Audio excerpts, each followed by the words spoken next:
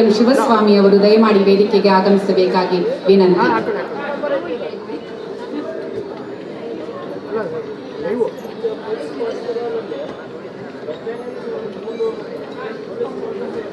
ಕನಕಶ್ರೀ ಪ್ರಶಸ್ತಿ ಪುರಸ್ಕೃತರಾಗಿರುವಂತಹ ಶ್ರೀ ಚಂದ್ರಕಾಂತ ಬಿಜ್ಜರಗಿ ಅವರು, ಕನಕ ಗೌರವಕ್ಕೆ ಪಾತ್ರರಾಗಿರುವಂತಹ ಡಾಕ್ಟರ್ ಅಕ್ಕ ಮಹಾದೇವಿ ಅವರು, ಕನಕ ಇಂದಿನ ಸಮಾರಂಭಕ್ಕೆ ಆಗಮಿಸಿದ ಎಲ್ಲ ಮಾಧ್ಯಮದ ಬಂಧುಗಳಿಗೆ ಆತ್ಮೀಯ ಸ್ವಾಗತ. ಇಷ್ಟೊಂದು ಸಂಖ್ಯೆಯಲ್ಲಿ ಸಂತಶ್ರೇಷ್ಠ ಶ್ರೀ ಕನಕದಾಸ, ಸಂತ ಕವಿ ಕನಕದಾಸ ಮತ್ತು ತತ್ವ ಪದಕಾರರ ಅಧ್ಯಯನ ಕೇಂದ್ರದ ವತಿಯಿಂದ ಕೊಡಮಾಡುವ ಕನಕ ಗೌರವ ಮತ್ತು ಕನಕದಾಸರ ಭಾವಚಿತ್ರಕ್ಕೆ ಸಲ್ಲಿಸಿದಂತಹ ಪುಷ್ಪಾರ್ಚನೆ ನಮ್ಮ ಮನದಿಂದಲೂ ಸಂದಂತಹ ಗೌರವ ಸಮರ್ಪಣೆ. ಆಡು ಭಾಷೆಯಲ್ಲಿ ಸಾರುತ್ತಾ ದೀನ ದಲಿತರ ದನಿಯಾಗಿ ಬಾಳಿದ ಕನಕದಾಸರ ಆದರ್ಶಗಳು ಸರ್ವಕಾಲಕ್ಕೂ ಸಾಧಕ ವಿದ್ವಾಂಸರುಗಳಿಗೆ ಕನ್ನಡ ಮತ್ತು ಸಂಸ್ಕೃತಿ ಇಲಾಖೆಯಿಂದ ಕನಕಶ್ರೀ ಪ್ರಶಸ್ತಿಯನ್ನು ಹಾಗೂ ಸಂತ ಕವಿ ಕನಕದಾಸ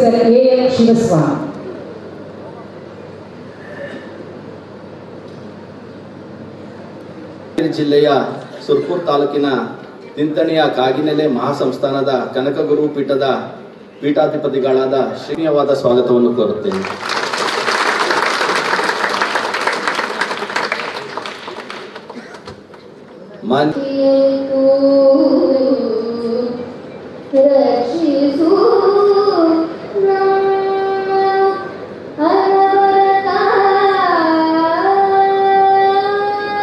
ಹಾಗೂ ತಮ್ಮೆಲ್ಲರ ಪರವಾಗಿ ಹೃತ್ಪೂರ್ವಕ ಸ್ವಾಗತ ಕೋರುತ್ತೇನೆ. ಾಗಿ ಆಗಮಿಸಿರುವುದು ನಮಗೆಲ್ಲ ಸಂತೋಷವನ್ನು ಉಂಟು ಮಾಡಿದೆ. ಇವರಿಗೂ ಕೂಡ ಇಲಾಖೆಯ ಹಾಗೂ ತಮ್ಮೆಲ್ಲರ ಪರವಾಗಿ ಸ್ವಾಗತವನ್ನು ಕೋರುತ್ತೇನೆ. ದೇಶವನ ಜೊತೆಗೆ ಕನಕದಾಸರ ಕಾರುಣ್ಯ ನಮ್ಮನ್ನ ಕಾಪಾಡಲಿ ಅಂತ ಹೇಳಿ ವಿನಂತಿಸುತ್ತಾ ಹಾಡಿದಂತಹ ಕುಮಾರಿ ಸ್ವಸ್ತಿಗೆ ನಮ್ಮೆಲ್ಲರ ಪರವಾಗಿ ಧನ್ಯವಾದಗಳು.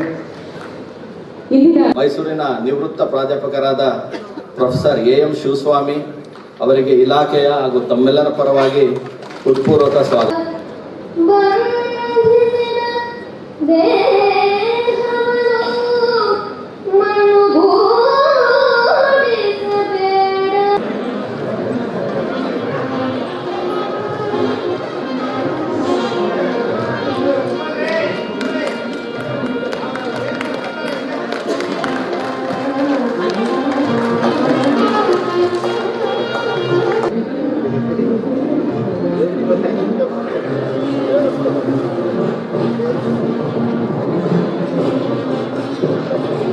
ನಾವು ಕಾಲಿಡ್ತಾ ಇದ್ದೇವೆ. ಕರ್ನಾಟಕ ಸರ್ಕಾರವು ಕನಕದಾಸರನ್ನು ಕುರಿತ ಸಂಶೋಧನೆ ಹಾಗೂ ಸಂಶೋಧನಾ ಕೈಂಕರ್ಯವನ್ನು ಪರಿಗಣಿಸಿ ಕನಕಶ್ರೀ ಪ್ರಶಸ್ತಿಯನ್ನು ನೀಡುತ್ತದೆ. ಈ ಬಾರಿಯ ಕನಕ ಪ್ರಮುಖ ಸಂಶೋಧನಾ ಕೃತಿಗಳು ಸಂತ ಕವಿ ಕನಕದಾಸ ಅಧ್ಯಯನ ಕೇಂದ್ರದಿಂದ ಶ್ರೀ ಕನಕ ಗೌರವ ಪುರಸ್ಕಾರಕ್ಕೆ ಇವರು ಪಾತ್ರರಾಗಿದ್ದಾರೆ. ಇದೀಗ ಕರ್ನಾಟಕ ಸರ್ಕಾರವು ಕನಕದಾಸರನ್ನು ಕುರಿತ ಸಂಶೋಧನೆ ಹಾಗೂ ಸಂಶೋಧನಾ ಕೈಂಕರ್ಯವನ್ನು ಪರಿಗಣಿಸಿ 2025-26ನೇ ಸಾಲಿನ ಕನಕಶ್ರೀ ಪ್ರಶಸ್ತಿಯನ್ನು ನೀಡಿ ಗೌರವ ಪ್ರಶಸ್ತಿಗೆ ಪಾತ್ರರಾದಂತಹ ಶ್ರೀ ಚಂದ್ರಕಾಂತ ಬಿಜ್ಜರಗಿ ವಿಜಯಪುರ ಇವರಿಗೆ ನಮ್ಮೆಲ್ಲರ ಪರವಾಗಿ ಅಭಿನಂದನೆಗಳು.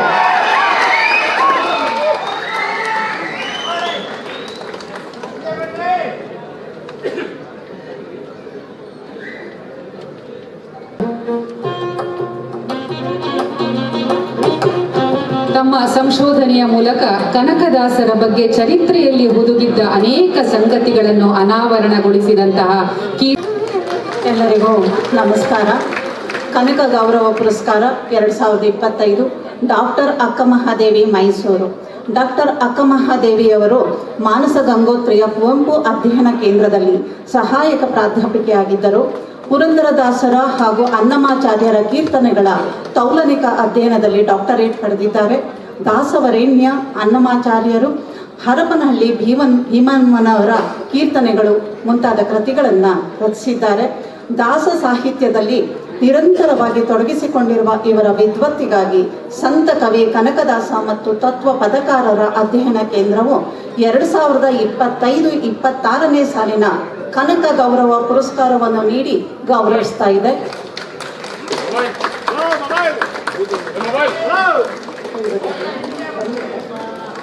ಹಾಗೆ ಕನಕ ಯುವ ಪುರಸ್ಕಾರ 2025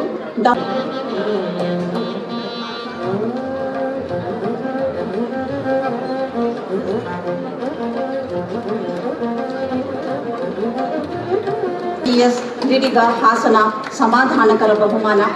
ಪ್ರಥಮ ಬಹುಮಾನಕ್ಕೆ 20,000 ರೂಪಾಯಿ, ದ್ವಿತೀಯ ಬಹುಮಾನಕ್ಕೆ 15,000 ರೂಪಾಯಿ, ತೃತೀಯ ಬಹುಮಾನಕ್ಕೆ 10,000 ಹಾಗೂ ಸಮಾಧಾನಕರ ಬಹುಮಾನಕ್ಕೆ 5,000 ರೂಪಾಯಿಗಳನ್ನು ಅಧ್ಯಯನ ಕೇಂದ್ರದಿಂದ ನೀಡಲಾಗ್ತಾ ಇದೆ. ಈ ಒಂದು ಪುರಸ್ಕಾರವನ್ನು ಪಡಿತಾ ಇರುವಂತಹ ಮಕ್ಕಳು ಮಾನ್ಯ ಮುಖ್ಯಮಂತ್ರಿಗಳು ಸಿದ್ದರಾಮಯ್ಯನವರಿಂದ ಶ್ರೀ ಸಿದ್ದರಾಮಯ್ಯನವರಿಂದ ಪಡೆಯುತ್ತಿದ್ದಾರೆ.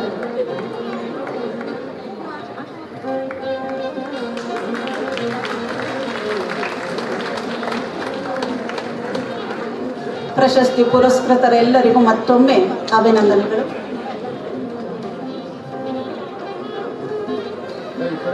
ಕನಕಶ್ರೀ ಪ್ರಶಸ್ತಿ 5 ಲಕ್ಷ ರೂಪಾಯಿ ನಗದು ಕನಕ ಅದರ ಲೋಕಾರ್ಪಣೆ ಇಂದು ಕನ್ನಡ ಮತ್ತು ಸಂಸ್ಕೃತಿ ಇಲಾಖೆ 20,000 ಪ್ರತಿಗಳನ್ನು ಮಾಡಿ ಉಚಿತವಾಗಿ ನಾಡಿನೆಲ್ಲೆಡೆ ಹಂಚಲಾಗ್ತಾ ಇದೆ.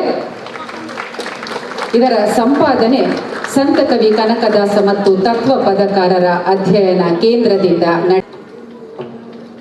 ಸಂತ ಕವಿ ಕನಕದಾಸ ಮತ್ತು ತತ್ವ ಪದಕಾರರ ಅಧ್ಯಯನ ಕೇಂದ್ರದಿಂದ ತ್ರೈಮಾಸಿಕ ವಿಶೇಷ ಸಂಚಿಕೆಯ ಬಿಡುಗಡೆ.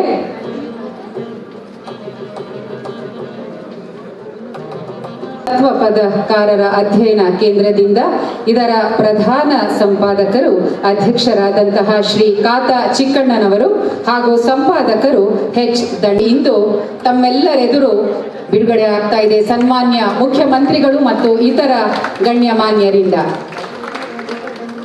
ಕಾವ್ಯ ರಾಮಾಯಣ ಬರೆದರು.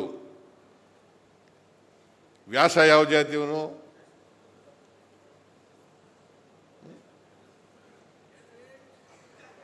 ಯಾವ ಜಾತಿಯವನು ರೀ? ಬೆಸ್ತರ ಜಾಸ್ತಿಯವನು. ಬೆಸ್ತ ಅವನು ಮಹಾಭಾರತ ಬರೆದ. ಬಾಬಾ ಸಾಹೇಬ್ ಅಂಬೇಡ್ಕರ್ ಯಾವ ಜಾತಿಯವರು? ದಲಿತರು. ಅವರು ನಮ್ಮ ದೇಶಕ್ಕೆ ಬೇಕಾದಂಥ ಸಂವಿಧಾನ ಬರ್ಕೊಟ್ರು ಅಲ್ವಾ?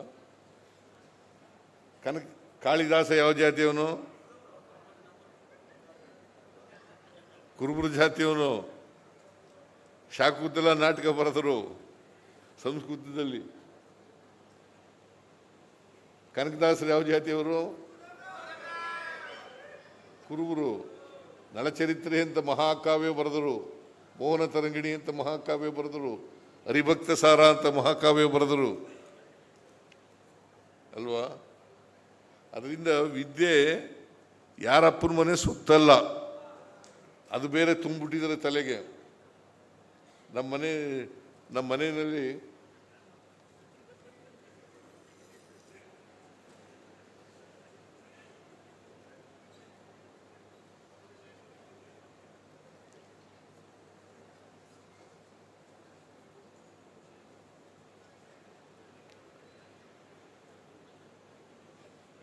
ಆಮೇಲೆ ನಮ್ಮ ಅಜ್ಜಿ ಹೇಳ್ತಾ ಇದ್ಲು, ಕುರಿ ಕಾಯೋರಿಗೆ ಯಾಕೆ ವಿದ್ಯೆ ಅಂತ. ನಮ್ಮ ಅಜ್ಜಿ, ನಮ್ಮ ಅಪ್ಪ ಏನೋ ಭಾರಿ ಕಷ್ಟಪಟ್ಟು ಓದಿಸ್ದ ನನಗೆ. ಓದೋದ್ರಿಂದ ನಾನು ಇವತ್ತು ಮುಖ್ಯಮಂತ್ರಿ ಆಗಲಿಕ್ಕೆ ಸಾಧ್ಯ ಆಯಿತು. ಇಲ್ಲದೆ ಹೋದರೆ ನನ್ನ ತಮ್ಮ ಒಬ್ಬನೇ ಇರೋನು. ಈಗ ಬಾಕಿಯವರೆಲ್ಲ ಸತ್ತೋಗಿದ್ದಾರೆ. ನಮ್ಮ ಅಣ್ಣ ಸತ್ತೋದ, ನಮ್ಮ ಅಕ್ಕದಿರು ಸತ್ತೋದ್ರು, ನನ್ನ ತಮ್ಮ ಒಬ್ಬ ಸತ್ತೋದ, ಇನ್ನೊಬ್ಬ ತಮ್ಮ ಒಬ್ಬನೇ ಇರೋದು. ಅವನು ನನಗಿಂತ 3 ವರ್ಷ ಚಿಕ್ಕವನು. ಅವನು ವ್ಯವಸಾಯ ಮಾಡ್ಕೊಂಡಿದ್ದಾನೆ ಊರಿನಲ್ಲಿ.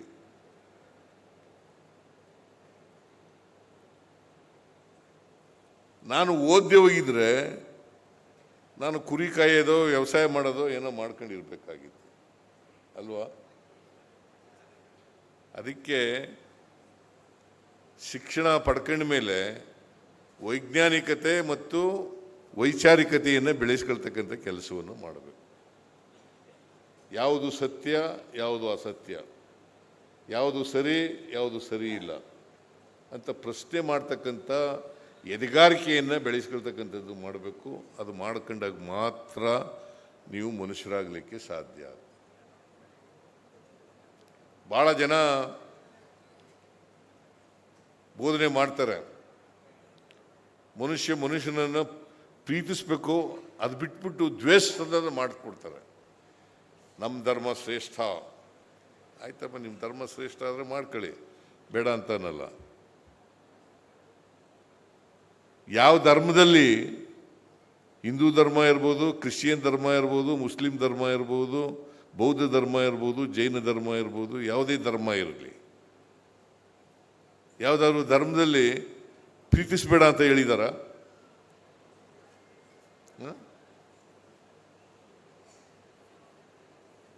ಪ್ರೀತಿಸಬೇಡ ಅಂತ ಹೇಳಿದಾರ? ದ್ವೇಷಿ ಅಂತ ಹೇಳ್ಕೊಟ್ಟಿದಾರ?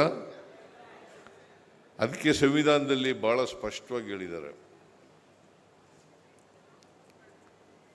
ಸಹಿಷ್ಣುತೆ ಸಹಬಾಳ್ವೆ. ಸಹಿಷ್ಣುತೆ ಸಹಬಾಳ್ವೆ ಇದನ್ನ ಕಲ್ತ್ಕೋಬೇಕು. ಇನ್ನೊಂದು ಧರ್ಮ, ನಿಮ್ಮ ಧರ್ಮ ಮಾಡ್ಕೊಳ್ಳಿ, ಆದರೆ ನಿಮ್ಮ ಧರ್ಮ ಬಿಡಬೇಕು ಅಂತ ನಾನು ಹೇಳಲ್ಲ. ಧರ್ಮ ಮಾಡ್ಕೊಳ್ಳಿ, ಆದರೆ ಇನ್ನೊಂದು ಧರ್ಮದ ಬಗ್ಗೆ ಸಹಿಷ್ಣುತೆಯನ್ನು ಬೆಳೆಸ್ಕೊಳ್ತಕ್ಕಂಥ ಕೆಲಸ ಆಗುತ್ತೆ.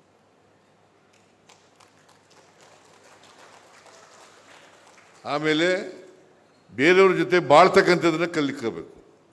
ಸಹಬಾಳ್ವೆ ಅಂತ ಹೇಳೋದು ಸಂವಿಧಾನ, ಸಹಿಷ್ಣುತೆ, ಸಹಬಾಳ್ವೆ.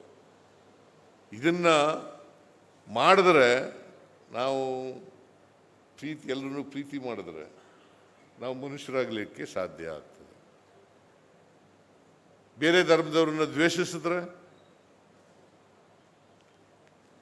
ಅದನ್ನು ಮಾಡೋರು ಇಲ್ಲಿ ಸಮಾಜದಲ್ಲಿ ಇದ್ದಾರೆ. ದಯಮಾಡಿ ನಿಮ್ಮಲ್ಲಿ ಕೈ ಮುಗಿದು ಪ್ರಾರ್ಥನೆ ಮಾಡ್ತೀನಿ, ಯಾರು ಧರ್ಮದ ಮೇಲೆ, ಜಾತಿ ಮೇಲೆ ಸಮಾಜವನ್ನು ವಿಂಗಡಣೆ ಮಾಡ್ತಾರೆ ಅಂಥವ್ರನ್ನ ನಂಬಕ್ಕೆ ಹೋಗಬೇಡಿ, ಅವ್ರ ಜೊತೆ ಹೋಗ್ಲೂಬೇಡಿ.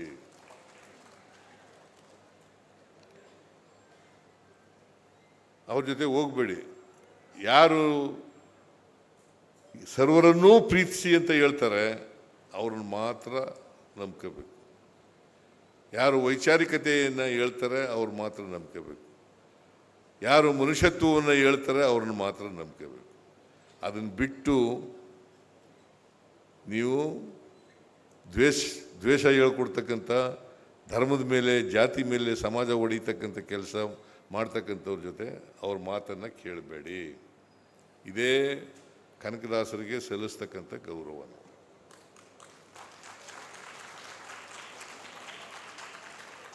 ಕನಕದಾಸರು, ಬಸವಣ್ಣ, ಬುದ್ಧ, ಬಾಬಾ ಸಾಹೇಬ್ ಅಂಬೇಡ್ಕರ್ ಅವರು ಇವರೆಲ್ಲ ಹೇಳಿರ್ತಕ್ಕಂಥದ್ದು ಇದನ್ನೇ, ಜಾತಿ ರಹಿತವಾದಂಥ, ವರ್ಗರಹಿತವಾದಂಥ ಸಮಾಜ ನಿರ್ಮಾಣ ಮಾಡೋಣ. ಈಗ ಸ್ವಾತಂತ್ರ್ಯ ಬಂದು 79 ವರ್ಷ ಆಯಿತು. ನಾನು ಸ್ವಾತಂತ್ರ್ಯ ಬಂದಾಗಲೇ ಹುಟ್ಟಿದವನು. 3/8 ಅವ್ರು ಬಿಜ್ಜರಿಗೆ ಅವರು 78 ವರ್ಷ ಆಗಿದೆ ಅಂತೆ. ನಾನು ಅವ್ರಿಗಿಂತ ದೊಡ್ಡವನು.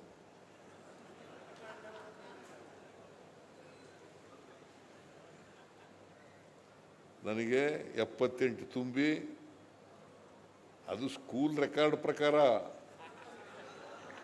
ಹುಟ್ಟಿದ ತಾರೀಕು ಗೊತ್ತಿಲ್ಲ ನನಗೆ.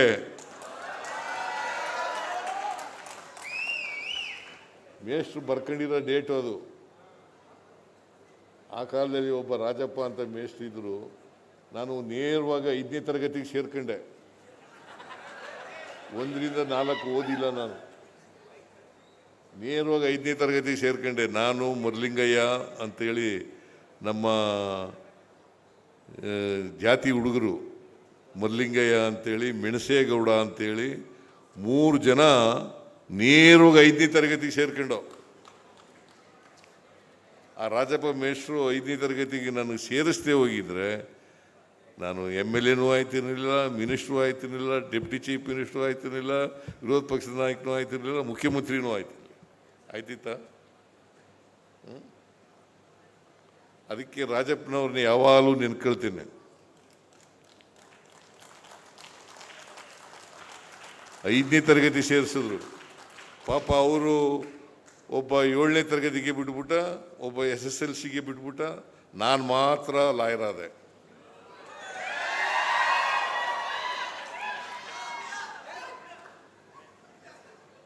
ಲಾಯರ್ ಆದ್ರಿಂದ ಈ ಮಟ್ಟಕ್ಕೆ ಬೆಳಿಲಿಕ್ಕೆ ಸಾಧ್ಯ ಆಯಿತು ಅಲ್ವಾ. ಕನ್ನಡ ಮತ್ತು ಸಂಸ್ಕೃತಿ ಇಲಾಖೆ ವತಿಯಿಂದ ಸರ್ಕಾರ ಇವತ್ತು ರಾಜ್ಯದ ಎಲ್ಲೆಡೆ ಸರ್ಕಾರದ ವತಿಯಿಂದ ಕನಕದಾಸರ ಜಯಂತ್ಯೋತ್ಸವವನ್ನು ಆಚರಣೆ ಮಾಡ್ತಾ ಇದೆ. ಇವತ್ತು ಇಲ್ಲಿ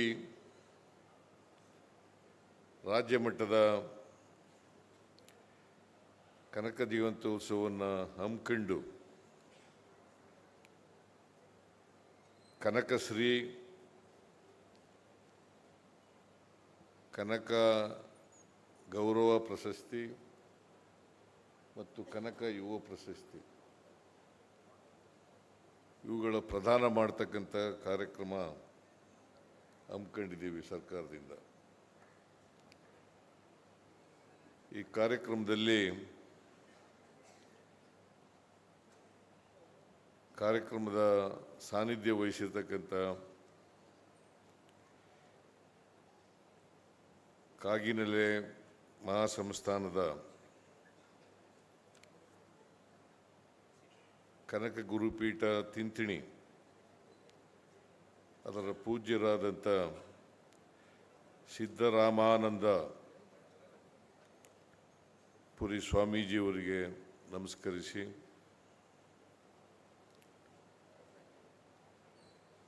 ಕನ್ನಡ ಮತ್ತು ಸಂಸ್ಕೃತಿ ಇಲಾಖೆಯ ಸಚಿವರು ಹಾಗೂ ಹಿಂದುಳಿದ ವರ್ಗಗಳ ಸಚಿವರು ಆದಂಥ ಶ್ರೀ ಶಿವರಾಜ್ ತಂಗಡಗಿಯವರೇ,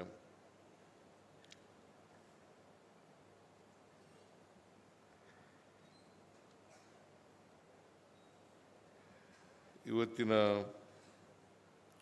ಉಪನ್ಯಾಸಕರಾದಂಥ ಪ್ರೊಫೆಸರ್ AM ಶಿವಸ್ವಾಮಿ ಅವರ,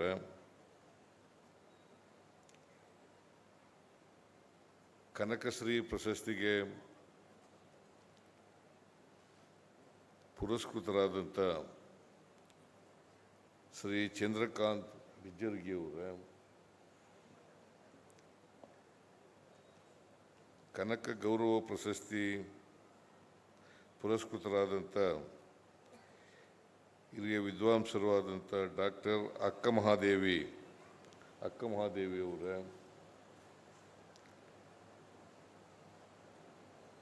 ಯುವ ಪುರಸ್ಕೃತರಾದಂಥ ಡಾಕ್ಟರ್ ರವೀಂದ್ರ ಬಂಜವಾಡ್ಕರ್ ಅವರ, ಪ್ರದೇಶ ಕುರುಬರ ಸಂಘದ ಅಧ್ಯಕ್ಷರಾದಂಥ ಶ್ರೀ ಈರಣ್ಣ ಅವರ,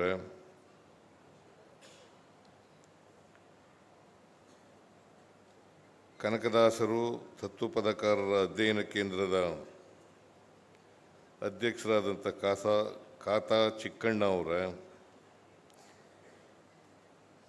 ಕನ್ನಡ ಮತ್ತು ಸಂಸ್ಕೃತಿ ಇಲಾಖೆಯ ಕಾರ್ಯದರ್ಶಿಗಳಾದಂಥ ಶ್ರೀ ಕುಮಾರ್ ಅವರ, ಕನ್ನಡ ಮತ್ತು ಸಂಸ್ಕೃತಿ ಇಲಾಖೆಯ ನಿರ್ದೇಶಕರಾದಂಥ ಶ್ರೀಮತಿ ಗಾಯತ್ರಿ ಅವರ,